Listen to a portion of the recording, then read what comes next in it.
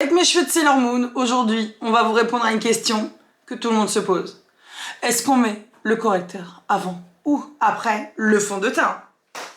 Salut, c'est Caro, bienvenue dans cette nouvelle vidéo. Bon, tu l'as compris, aujourd'hui on va voir si on met le correcteur avant ou après le fond de teint. Parce que ça, je crois que depuis que je suis esthéticienne, donc ça va faire 12 ans maintenant, c'est la question.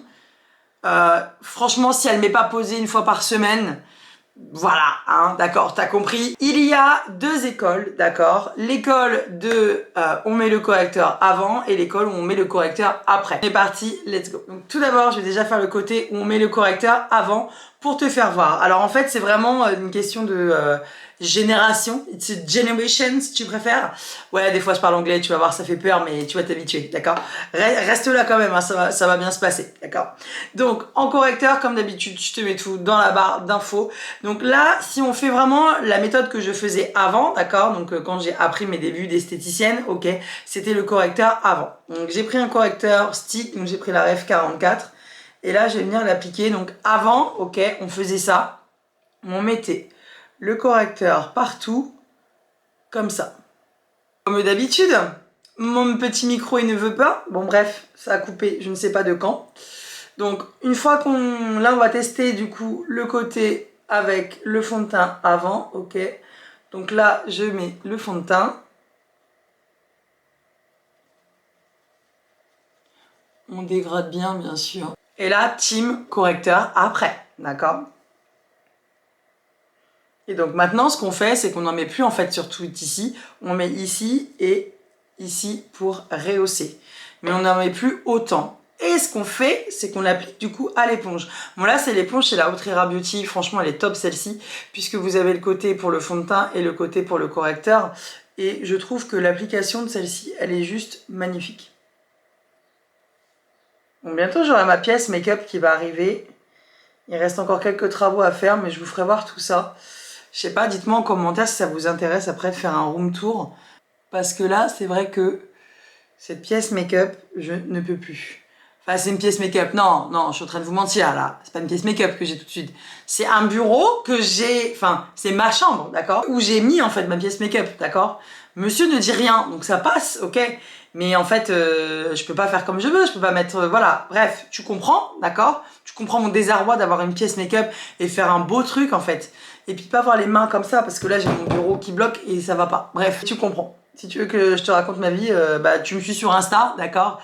Et tu verras ma petite vie, ok? Bon, là, on dérive du sujet, hein.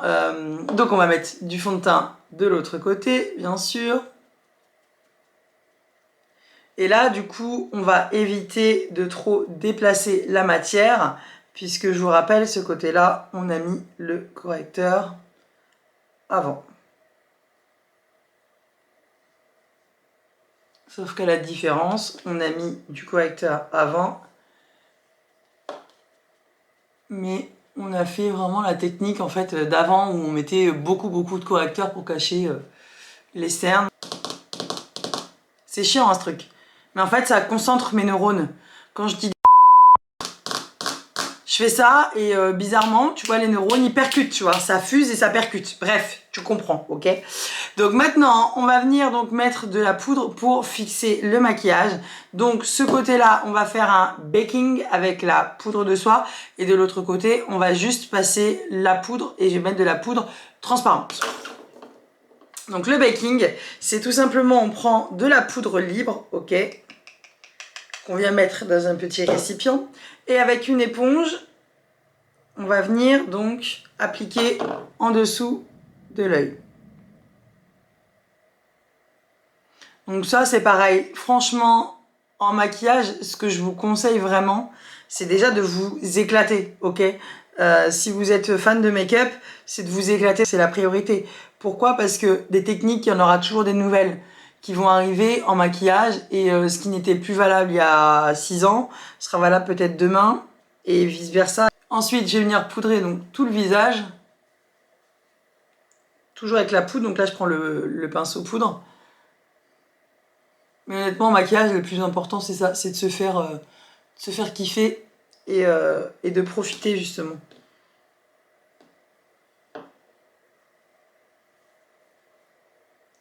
Voilà, pour ce côté-là. Et sur ce côté-ci, je vais juste mettre de la poudre transparente, d'accord? C'est celle de chez NYX. Et on va mettre vraiment comme je fais d'habitude. Donc je prends un pinceau un peu fluffy comme celui-là et je vais venir l'appliquer en dessous de l'œil.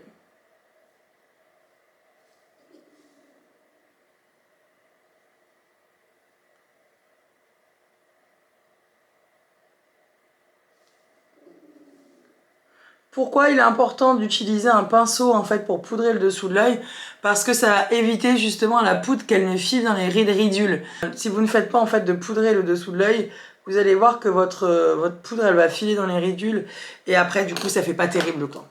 Et là c'est pareil, donc je reprends le pinceau, hop, mais sauf que je mets de la poudre translucide. J'aime bien cette poudre parce que quand on veut avoir un teint ultra glow, ultra naturel, et ben pour le coup, elle fait vraiment le taf. Je ne sais pas ce que vous en pensez, mais en tout cas, je trouve que ce côté-là est carrément plus lumineux, finalement, que ce côté-là. Au niveau du contour de l'œil. J'ai fait du sweet palping justement et j'en avais fait que sur ce côté-là. Donc il y a un peu moins de cernes et un peu moins de ridules de ce côté-là. Donc voilà, d'accord, mais ça reste quand même plus sympa. Une fois qu'on a fait ça, on va venir mettre de la terre de soleil sur le visage.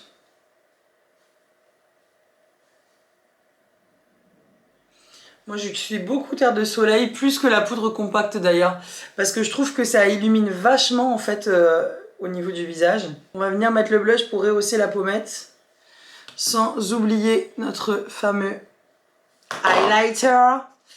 Bon, highlighter, voilà, c'est ce que je dis toujours, hein, c'est un plus. Il y a des clientes qui me demandent si c'est obligatoire. Clairement, dans la vie, rien n'est obligatoire. Votre make-up, vous faites exactement comme vous voulez, avec les produits que vous voulez. Mais c'est des petites touches de rappel qui font que l'avantage, c'est que ça illumine un peu plus. On va faire les sourcils, ok?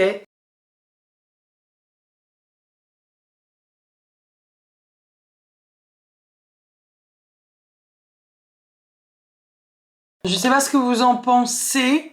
Moi, au niveau du visage, on va zoomer un petit peu, d'accord? Au niveau du visage, j'ai vraiment l'impression que le fait d'avoir mis le correcteur avant, ça fait un peu plus moins marqué, d'accord? Au niveau du contour de l'œil, que de ce côté-là où ça fait un peu plus marqué. Donc finalement, en fait, les deux techniques sont toujours pas mal. Si vous avez suivi donc cette vidéo, moralité avant, après, eh bien, on s'en fiche, d'accord? On s'en fiche, mais royal, ok? Faites ce que vous voulez, vous. Pour le coup, il n'y a aucune règle en maquillage. Et c'est ça aussi. Il faut savoir se faire confiance, il faut savoir se faire plaisir et savoir faire ce qu'on veut faire soi. Parce que quand on se maquille, techniquement, d'accord, je dis bien techniquement, c'est on se maquille pour soi et après pour les autres et pas l'inverse. Et ça, en fait, ça change tout. Donc, je vous invite vraiment, du coup, à tester les deux côtés, avant et après le fond de teint, et à voir ce que vous préférez, vous. Si cette vidéo t'a plu, n'hésite pas à liker et à t'abonner parce que ça fait toujours plaisir. Et on se dit à la semaine prochaine pour un nouveau tuto beauté. Ciao, ciao!